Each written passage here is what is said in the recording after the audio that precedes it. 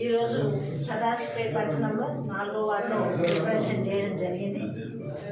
ఈ గృహప్రవేశానికి ముఖ్య అతిథిగా కమిషనర్ గారు, అలాగే సత్యన్న గారు, రామరెడ్డి గారు, చిరు, అరుణ్, విష్ణు, ముస్తఫా, మరి శేఖర్, మోయిస్, మరి శరత్, మరి ఈ ఇంటి యజమాని కాజపాష పర్వీన్ సుల్తాన్, మరి వాళ్ళ మనోభావన చెప్పడం జరిగింది.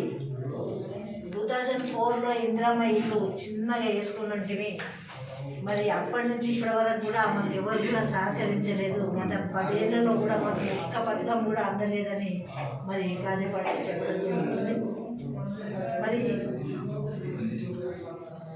ఏదున్నా నమ్మకంతో మళ్ళీ కూడా పార్టీలోకి వచ్చి మరి ఇక్కడున్న అధికారులతో కానీ ఇక్కడున్న వార్డు ఇన్ఛార్జ్లతో కలిసి మరి ఈ ఇల్లు శాంక్షన్ చేయించుకున్నాను చెప్పడం జరుగుతుంది. ఆయన ఆటో నడిపిస్తాడు. ఈ రోజుల్లో ఇల్లు కట్టాలన్నా కానీ అయ్యే పరిస్థితి లేదు. ఎందుకంటే ఫైనాన్స్గా చాలా వీక్ కాబట్టి నేను ఇల్లు కట్టుకొని ఒక స్లాబ్ ఇంట్లో ఉంటానని కలలో కూడా అనుకోలేదు. ఈ గవర్నమెంట్ మన ముఖ్యమంత్రి రేవంత్ రెడ్డి గారు ప్రజాపాలన ఏ విధంగా చెప్పిండో, గరీబులకి ఉన్న స్థలం ఉంటే వాళ్ళకు కట్టిస్తాం, 5 లక్షలు ఇస్తామని చెప్పడం జరిగింది. కాజపాచి ఇప్పుడే చెప్పిండు, ఏ బిల్లు కూడా ఆగలేదు, అన్ని బిల్లులు కూడా వచ్చేసినాయి. నాకు ఇల్లు కూడా ఇంత మంచి ఇల్లు అని, నేను పిల్ల పాపలతో ఇంత సుఖంగా ఉంటానని ఏ రోజు అనుకోలేదు. మా ఆశీర్వాదం పార్టీ పైన ఉంటుంది, ప్రభుత్వం పైన ఉంటుందని స్పష్టంగా చెప్పడం జరుగుతుంది. ఇలాంటి వాళ్ళు తెలంగాణ రాష్ట్రంలో ఎందుకు ఉన్నారు? ఒకటే మన మాట, మన బాట ఏంటి? లేని వాళ్ళకి చేసేది. ఎవరైతే అర్హులు ఉంటారో ఈ పార్టీ ఆ పార్టీలకు అతీతంగా ప్రతి పథకం కూడా అందాలని చెప్పడం జరుగుతుంది. కాంగ్రెస్ పార్టీ ఇప్పుడు కాదు, మొదటి నుంచి కూడా గరీబ్ హఠావాన్ని తీసుకొచ్చిన నిదానాన్ని ఇంకా కూడా మన ముఖ్యమంత్రి రేవంత్ రెడ్డి గారు ముందుకు తీసుకెళ్తా ఉన్నారు. అదే మనకు కావాల్సింది. ఎన్ని రోజులైనా ఏదున్నా కానీ పార్టీ పరంగా అయితే అందింది, ఇది వచ్చింది అని చెప్పడం ఒక కాంగ్రెస్ పార్టీలోనే.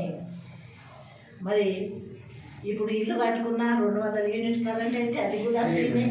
ఇకపోయినా రేషన్ కార్డు కూడా వీళ్ళ తమ్ముళ్ళకు కూడా శాంక్షన్ అండి. 2 తమ్ముళ్ళకు కూడా ఇల్లు శాంక్షన్ ఆల్రెడీ కన్స్ట్రక్షన్ ఉన్నాయని చెప్తున్నాను.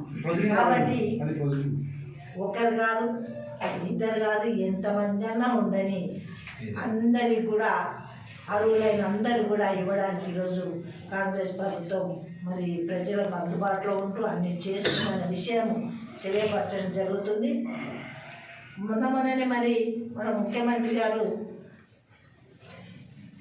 ప్రతి వ్యక్తికి ఏదున్నా ఏది కావాలన్నా ఇప్పుడు రేషన్ కార్డు కానివ్వండి, మరి గ్యాస్ కానివ్వండి, కరెంటు, మరి మహిళలకి పాల వడ్డీ, రుణమాఫీ, సీఎం రిలీఫ్ ఫండ్, కళ్యాణ చెక్కులు, షాద్ ముబారక్, ఇది చెప్తూ చాలా చేస్తున్న ప్రభుత్వం చేస్తున్నవన్నీ ప్రజలందరికీ తెలుసు. కాబట్టి ఇంటింటికి ఒక మహిళ బస్ ఎక్కిందంటే ఇంటికి లాభమే అయినట్టు. కాబట్టి ఇలాంటి పథకాలను మేమందరం కూడా మరి ప్రజల మధ్య నుంచి అందిస్తున్నాం కాబట్టి మీ ఆశీర్వాదం ఉండాలని తెలియజేసుకుంటూ సెలవు తీసుకుంటున్నాను.